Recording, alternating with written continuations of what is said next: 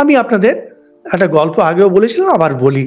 বলছেন একবার তুলসীদাস, সুরদাস, তুলসীদাস রামের ভক্ত, সুরদাস কৃষ্ণের ভক্ত, ওনাদের দেখা হলো কাশিতে।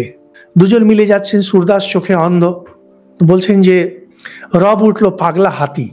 আর তুলসীদাস বলছেন আমার চিন্তা নেই, রামচন্দ্র আছেন, তিনি দেখবেন আমাকে।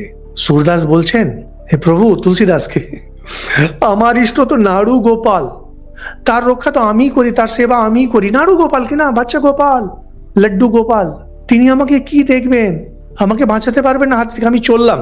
বলে এই বগলে পুটলিটা নিয়ে ওই গলির মধ্যে ঢুকে পালালো সুরদাস। This is it. এইটা যদি বুঝতে পারেন তাহলে বুঝবেন অদ্বৈত জ্ঞান আপনি বুঝতে পারবেন চেষ্টা করলে। আমাদের সন্ন্যাসী ভাইরা আছেন, ওনাদের সঙ্গে কথা হয়, আমি মজা করি, ওনাদেরকে বলি কোনো কিছু হলে এই সমস্যা, সেই সময় বললাম শুনুন, আমাদের যিনি ইষ্ট শ্রীরামকৃষ্ণ, আমাদের ইষ্ট, তিনি কোমরের ধুতি সামলাতে পারতেন না, কোমরের ধুতি খসে পড়ে যেত। তিনি এই সৃষ্টি সামলাচ্ছেন, এর থেকে ভালো আর কি সামলাবেন তিনি?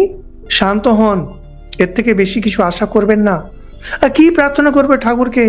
শ্রী শ্রী মা সারদা দেবী যখন ঠাকুর নেই, জয়রাম বাটিতে না খেয়ে মরছেন, কিছুই কি করলেন ঠাকুর? তার জন্য কিছুই না।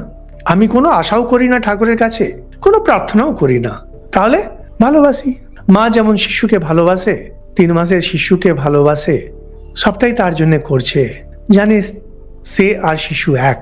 আমি জানি আমি আর ঠাকুর এক, শেষ। আশা করব অসুখের সময়, শেষ অসুখের সময় কাশীপুরে আছেন, তার জন্য চাঁদা করে টাকা আনা হচ্ছে যাতে ঠাকুরের কাশীপুরের ওই খরচ আর খাবার বেরোবে, সেটাকে নিয়ে আবার হিসেব চাওয়া হচ্ছে। ঠাকুর আমাকে কি দেবেন, কি দেখবেন? এই যে দুটি কথা বললাম, এটা কিন্তু মজার একটাও না, দুটোই সত্য।